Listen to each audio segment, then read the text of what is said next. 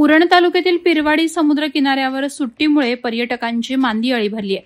उन्हामुळे होणारी अंगाची काहिली शमवण्यासाठी पर्यटक समुद्रात डुंबण्याचा तसंच लाटांचा आनंद घेत आहेत।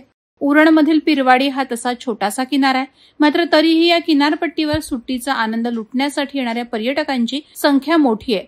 सध्या मुलांच्या शाळांना सुट्ट्या लागल्या, त्यामुळे पिरवाडी किनाऱ्यावरील पर्यटकांची संख्या दिवसेंदिवस वाढू लागली आहे। उरण पिरवाडी किनाऱ्यावर एक दर्गा असून या दर्ग्यावर येणाऱ्या भाविकांची संख्या देखील अधिक आहे।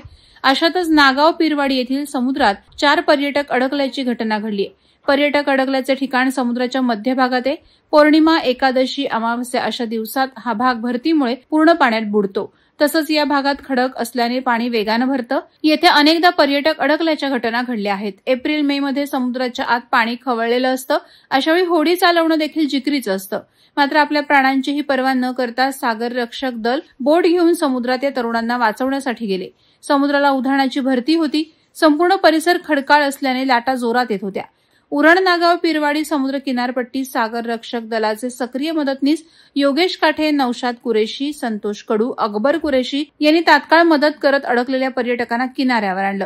शैलेश काटे वय 22, सुमेध मिश्रा वय 24, सागर नावणे वय 24 आणि सुमेध अवस्कर वय 22 सर्व राहणार ऐरोली, नवी मुंबई यांना वाचवण्यात यश आलं आहे। वादळवारा लाईव्हसाठी घनश्याम कडू, उरण। नवी मुंबई व रायगड जिल्ह्यातील ताज्या बातम्या आणि घडामोडींसाठी सबस्क्राईब करा वादळवारा लाईव्ह चॅनल आणि दाबा बेल आयकॉन।